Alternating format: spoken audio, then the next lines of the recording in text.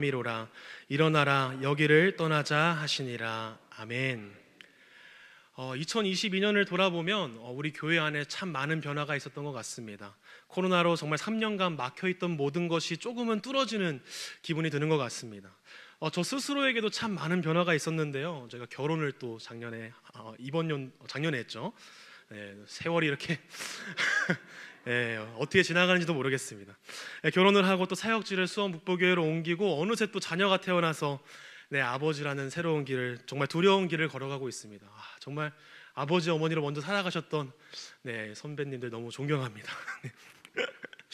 아이를 이제 세상에서 처음 만나게 된 날이 아직도 잊혀지지가 않는데요. 얼마 안 돼서 또 그런 것도 있지만 아내가 이제 가진통으로 계속 고생을 했었습니다. 그래서 병원을 정말 많이 왔다 갔다를 했었는데 아이가 태어나던 날에도 사실 다른 날들과 별반 다를 게 없었어요. 그냥 가진통이 또 오나 보다 해서 가서 그러면 우리 진통제를 맞거나 수액을 맞거나 아니면 수축 완화제 처방이나 좀 받고 오자 하는 마음으로 이제 밤에 떠났는데, 하나님의 일하심인지 아니면 어떤 일인지 모르겠지만 그날 당직으로 계셨던 분이 저희 부부의 주치의셨고, 어느 순간 아내가 입원복을 입더니 수술을 한다고 하는 겁니다.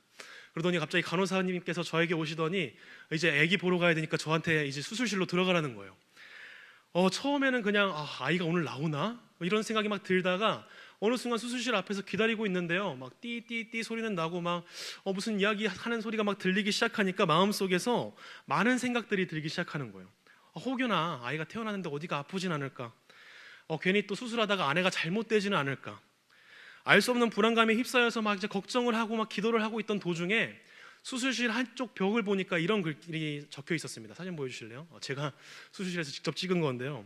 평안을 너에게 끼치노니 곧 나의 평안을 너에게 주노라. 이 말씀이 딱 적혀 있는 겁니다. 세상을 살아가는 모두는 사실 평안한 삶을 원합니다.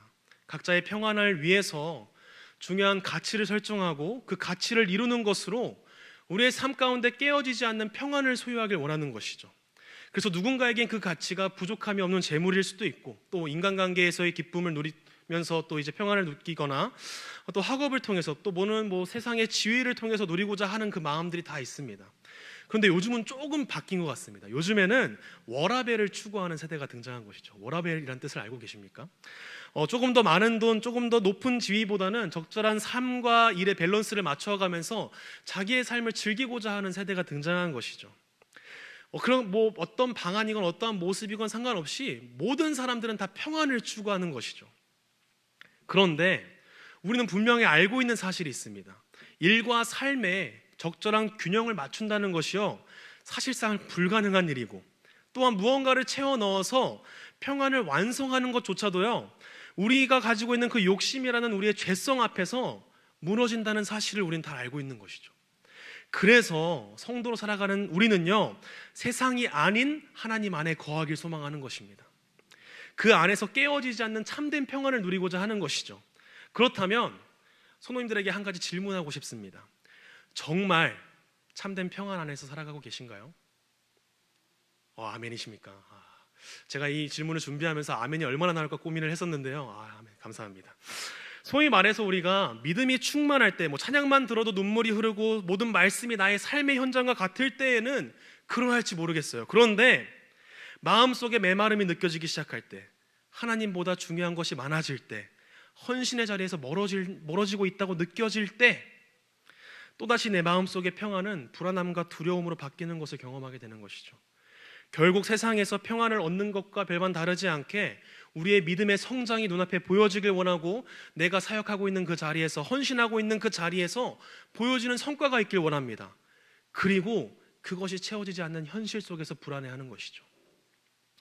오늘 우리가 함께 본 요한복음 14장의 말씀은 이 땅 가운데에서 예수님께서 십자가의 고난과 죽음, 그리고 부활에 이르는 이 세상을 향한 하나님의 구원 계획이 실행되기 직전에 예수님께서 제자들에게 하시는 마지막 가르침입니다.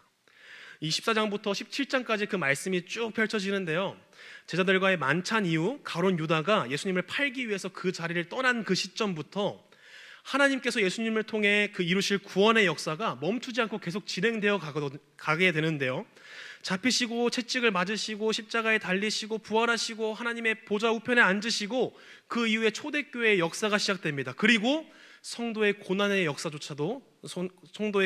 역사도 시작되는 것이죠.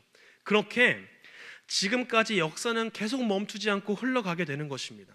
그런데요, 오늘 말씀은 더 이상 멈출 수 없는 그 파도의 큰 흐름 앞에 선 제자들과 지금을 살아가고 있는 우리들에게 예수님께서 잠시 멈춰 세우시고 가르침을 주시는 것만 같아요. 우리 14장 1절의 말씀을 같이 한번 읽어보도록 하겠습니다. 같이 읽겠습니다. 너희는 마음에 근심하지 말라. 하나님을 믿으니 또 나를 믿으라. 아멘. 다락방에 모여서 저녁을 먹고 있었습니다. 예수님께서 일어나시더니 제자들의 발을 씻겨주시는 거예요. 그리고 그들 중에 한 사람이 자신을 팔 것이다 라고 말씀하세요. 그리고 베드로를 또 보시면서 너가 닭이 울기 전에 나를 3번 부인할 것이다 말씀하시는 거예요.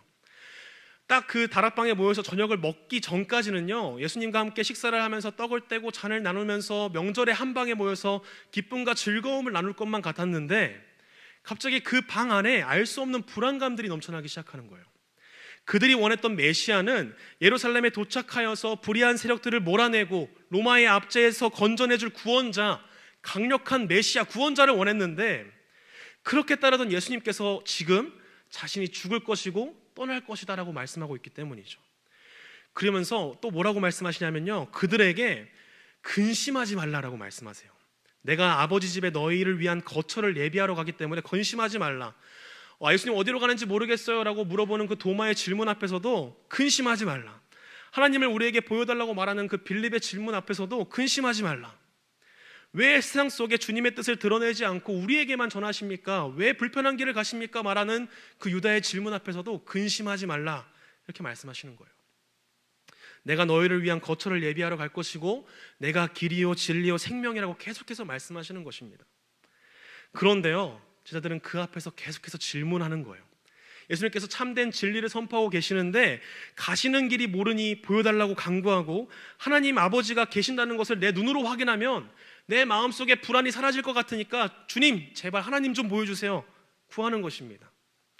세상에 예수님의 뜻을 전부 다 드러내시면 조금 더 쉽게 편하게 나아갈 텐데 왜 이렇게 고통과 불안감이 있는 그 길을 걸어가십니까? 왜 그러십니까? 계속 질문하고 있는 것이죠. 사실 제자들의 질문은 예수님을 향한 질책과도 같습니다. 눈에 보이는 무언가를 내 손에 쥐어달라고 말하고 있는 것이죠. 나의 불안감을 잠재울 무언가를 보여달라고 하는 것입니다. 오늘 이 말씀 앞에 우리는 어떠한 모습을 가지고 있습니까? 눈앞에 보이는 현실적인 어려움이 우리를 찾아올 때 눈앞에 보이는 해결책을 주기 원하고 정답이 우리에게 주어지길 원하죠. 지정적인 어려움이 다가올 때마다 그것을 이겨낼 현실적인 대안이 있을 때에는 우리는 하나님을 찬양할 수 있습니다. 눈앞에 보이지 않는 미래의 불안감이 찾아올 때에도요, 취업의 문이 열리거나 진급의 길이 열릴 때 우리는 찬양할 수 있죠. 관계의 불안감이나 갈등이 있을 때요, 그 관계의 불안이나 갈등이 하나님의 놀라운 은혜로 깨끗하게 회복되는 것을 바라볼 때 우리는 찬양할 수 있습니다. 우리는 매일매일 예배 가운데 주기도문을 통해서 이렇게 고백합니다. 하나님의 뜻이 이 땅 가운데 이루어지기를 소망합니다. 계속 그렇게 기도하면서도 어느 순간 나의 마음속에는요, 나의 뜻이 하나님의 손을 통해 이 땅 가운데 이루어지길 소망하고 있는 것이죠. 그 가운데 평안을 누리길 소망하고 있지 않은가 생각해 보게 되는 것입니다. 하나님을 믿고 나를 믿어서 근심하지 말라고 예수님께서 말씀하시는데 우리는 매 순간마다 내가 가지고 있는 눈에 보이는 증거를 통해서 예수님을 믿을 수 있는 믿음을 확신하고자 하는 것이죠. 그렇게 제자들은 예수님의 말씀과 다르게 평안을 누리지 못합니다. 그들이 이제 예수님께서 떠나시고 난 다음에 두려워했고 불안해했으며 예수님을 떠나서 각자 자신이 있던 곳으로 돌아가게 되는 것이죠. 저의 아버지는 4년 전에 10년간의 암투병을 하다가 돌아가셨습니다. 이제 하나님의 품으로 돌아가셨는데 하나님의 품으로 돌아가시기 전 1년 동안에 이제 가족과 함께 보냈던 그 시간은 아버지와 저의 가족들에게 있어서 서로에게 주었던 그 상처를 다 치유하고 한 가정으로 주님 앞에 나아갔던 귀한 은혜의 시간이었습니다. 이제 어느 순간 이제 암이 계속 이제 전이가 되다 보니까요, 아버지께서 더 이상 식사를 하지 못하시는 거예요. 물도 넘기시는 게 너무 힘든 상황이 되어서 이제 아버지를 모시고 호스피스 병동에 갔습니다. 그래서 호스피스 병동에서 이제 한 달 정도 생활을 하셨는데 이제 그곳에서는 아침 예배, 오후 예배 이렇게 예배를 하루에 2번씩 드린다고 하는 거예요. 아버지, 그런데 이제 어머니께서 얘기하시는 게 아버지가 다른 어떠한 시간 뭐 다 그래도 괜찮게 잘 계시는데 그 하루에 2번씩 예배 드리는 그 시간이 너무 귀하고 기쁘다라고 이렇게 말씀을 하셨다고 하더라고요. 그래서 그러면 제가 시간을 내서 그 예배 시간에 맞춰 가서 함께 예배를 드리면 좋겠다 이 마음이 들어서 병문안을 딱 갔습니다. 딱 도착해서 이제 예배를 드리려고 딱 앉아 있는데요. 기대감이 있잖아요. 이제 아버지하고 예배를 드릴 수 있는 그 시간들이 많지 않겠구나 생각이 들다 보니까 이 예배가 얼마나 귀하고 소중할까 이 마음이 딱 들었는데요. 이 호스피스 병원에서 드리는 예배는 사실 제 기준에 있어서는 처참한 광경이었습니다. 병동이 너무나 좁다 보니까 이 설교자의 얼굴조차 볼 수 없고요. 미가의 반주기를 통해서 찬양을 막 부르는데요, 박자가 서로 다 다른 거예요. 약간 에코 돌림 노래처럼 막 서로 부르고 있는 그 모습에 찬양을 부르다가 입을 꾹 다물고 있었습니다. 그렇게 그러한 현실에 당황한 모습으로 아버지를 제가 바라봤는데요, 아버지의 모습은요 그 누구보다 평안하고 행복하고 걱정 근심 없는 표정으로 예배를 드리고 계시는 거예요. 그때 제 마음속에 이러한 생각이 들었습니다. 고통 속에 있지만, 죽음에 점점 더 가까워지는 두려움이 있겠지만, 하나님이 주시는 그 평안은 이 모든 것을 이기는 힘이 있다는 사실을 말합니다. 그리고 그 평안을 가진 한 사람을 통해서 일하시는 하나님의 은혜가 우리 가정 가운데 넘쳐나는구나, 그것을 느끼는 시간이 되었습니다. 27절의 말씀을 통해서 예수님께서는 자신이 주는 평안에 대해서 말씀하십니다. 제가 읽도록 하겠습니다. 평안을 너희에게 끼치노니 곧 나의 평안을 너희에게 주노라. 내가 너희에게 주는 것은 세상이 주는 것과 같지 아니하니라. 너희는 마음에 근심하지도 말고 두려워하지도 말라. 예수님이 주시는 평안은 세상이 주는 것과 같지 않다고 말씀하고 계시는 거예요. 그 평안은 갈등이 전부 사라지고 모든 것이 평화로워 보이는 그 상태를 우리에게 준다는 것이 아니라, 갈등 속에 직면하더라도 여전히 나에게 있는 그 아픔과 나의 고민과 나의 걱정은 그곳 그대로에 있지만, 성령이 나의 안에 거함으로 인해서 유지되는 평안이라고 말씀하고 있는 것입니다. 나의 삶은 여전히 두려움 속에 있고 걱정과 근심이 내 주위를 둘러싸고 있지만, 주님이 주시는 평안은 나를 그 안에서 참된 기쁨과 감사와 은혜를 누릴 수 있게 한다는 것이죠. 우리 다 같이 26절의 말씀을 함께 읽어보도록 하겠습니다. 시작. 보혜사 곧 아버지께서 내 이름으로 보내실 성령, 그가 너희에게 모든 것을 가르치고 내가 너희에게 말한 모든 것을 생각나게 하리라. 아멘. 그리고 그 놀라운 평안의 능력은요, 나의 헌신이나 나의 어떠함을 통해서 주어지는 것이 아니라 예수님께서 우리에게 보내신 성령을 통해서 주어진다고 말씀하고 있는 것입니다. 우리가 가지고 있는 그 어떠함이 우리를 평안하게 만드는 것이 아니라, 우리가 무언가를 채워 넣어서 평안한 것이 아니라, 우리를 완전하게 만들어야만 그 하나님의 놀라운 평안함이 우리 안에 주어지는 것이 아니라고 말씀하고 있는 것이죠. 26절 하반절을 통해서 하나님이 주시는 평안함이 성령님을 통해서 어떻게 주어지는지 분명하게 말씀하고 계시기 때문입니다. 26절 하반절의 말씀을 제가 다시 한번 읽어드리겠습니다. 띄워주시겠어요? 그가 너희에게 모든 것을 가르치고 내가 너희에게 말한 모든 것을 생각나게 하리라. 아멘. 다른 어떤 놀라운 것이 주어져서 그 평안이 나에게 주어진 것이 아니라, 새로운 가르침이 우리에게 있어서 그 평안함이 주어지는 것이 아니라, 말씀에서는 이렇게 이야기하고 있는 거예요. 내가 너희에게 모든 것을 가르치고 너희에게 말한 모든 것을 생각나게 할 때 성령님께서 너희 마음 가운데 평안함을 줄 것이다, 이렇게 말씀하고 있는 것입니다.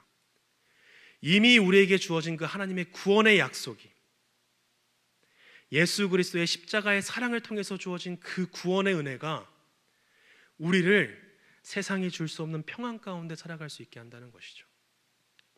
그래서 예수님께서는 요한복음 16장 33절을 통해 이렇게 말씀하십니다. 제가 읽어드리겠습니다.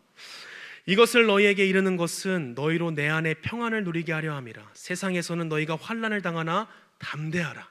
내가 세상을 이기었노라. 아멘. 우리가 평안할 수 있는 이유는 예수님께서 세상을 이기셨기 때문입니다. 그래서 이미 승리가 선포된 전쟁을 치르고 있기 때문인 것이죠.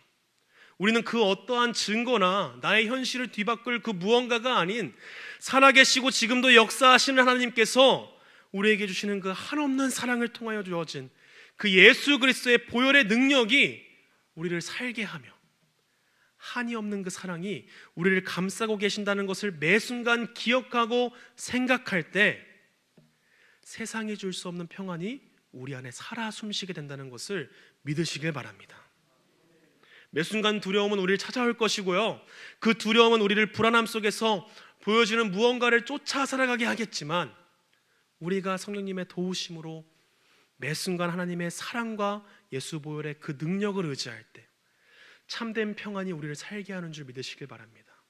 그리하여서 세상에 줄 수 없는 참된 평안을 누리며 살아가는 수원북부교회 모든 성도님들 되시길 진심으로 기도합니다. 그리고 또한 그러한 평안을 전하는 입술로 살아가시길 기도합니다. 우리 같이 요한복음 14장 31절의 말씀을 같이 한번 읽어보도록 하겠습니다. 시작. 오직 내가 아버지를 사랑하는 것과 아버지께서 명하신 대로 행하는 것을 세상이 알게 하려 함이로라. 일어나라, 여기를 떠나자 하시니라. 아멘. 오늘 이 말씀을 마치신 후에 제자들을 향해서 이렇게 말씀하시는 거예요. 나는 이 세상에서 아버지를 사랑하는 것과 아버지의 말씀을 따라 살아가는 것을 세상에 알게 할 것이다. 자, 이제 일어나라, 여기를 떠나자. 이제 많은 학자들은요, 이 14장 마지막 절에 나오는 이 말씀을 보면서요, 이게 사실 17장 이후에 맨 마지막에 들어가야 되는 말씀이 아닌가 이렇게 이야기를 해요. 왜냐하면 자, 이제 일어나 떠나자라고 말씀을 하신 다음에 또다시 이제 말씀을 막 하시거든요. 포도나무 가지 비유를 막 이야기하시니까 이게 사실 그 17장 뒤에 붙어야 되는데 그 앞에 붙은 게 아닐까 이렇게 이야기하시는 분도 계시고, 또 어떤 분은 이렇게 가자고 말씀해 놓고 또 기억나는 게 있으셔서 계속 말씀하셨다 뭐 이렇게 이야기를 하시는데요, 사실 여기에서 중요한 것은요, 예수님과 제자들은 더 이상 이 말씀을 듣고 난 이후에, 참된 평안에 대한 말씀을 듣고 난 이후에 더 이상 멈춰 있을 시간이 아니었다는 것입니다. 이제 더 이상 두려움과 불안감으로 멈춰 있는 것이 아니라 예수님의 십자가의 사랑으로 펼쳐진 그 새로운 역사의 흐름 가운데, 그 파도 위에 당당하게 올라서야 할 시기가 되었기 때문입니다. 예수님께서는 우리를 사랑하심으로 그 십자가의 길을 걸어가실 것이고, 성령님의 오심으로 제자들은 그 복음의 능력으로 예수의 향기를 전할 것입니다. 저의 아버지를 통해서 보여주신 그 하나님의 은혜는 아직도 제 마음속에 남아있는 것처럼, 그래서 제가 가지고 있는 그 평안을 제가 저의 아내나 또 저의 딸에게 전하고 싶은 마음이 강하게 있는 것처럼, 오늘 예배의 자리에 나온 우리 모두에게 오늘 말씀은 우리에게 도전하고 있는 것입니다. 자, 이제 일어나 너의 불안함과 두려움을 떠나 나아가자, 이렇게 말씀하고 있는 것이죠. 세상에 줄 수 없는 평안함을 구하며 그것을 누리며, 그리고 평안함을 세상에 전하는 예수 그리스도의 향기가 되라고 말씀하고 있는 것입니다. 아직 세상 속에서 주님을 알지 못하고 눈에 보이는 평안과 안식을 찾아 헤매는 그 사람들을 향해서 참된 평안을 전하는 우리가 되기를 바라고 계신다는 것이죠. 오늘 이 말씀 앞에서 예수님의 그 가르침을 따라 살아가기를 다짐하며 선포하며 나아갈 수 있는 우리 모두가 되길 진심으로 기도합니다. 이 시간 우리 같이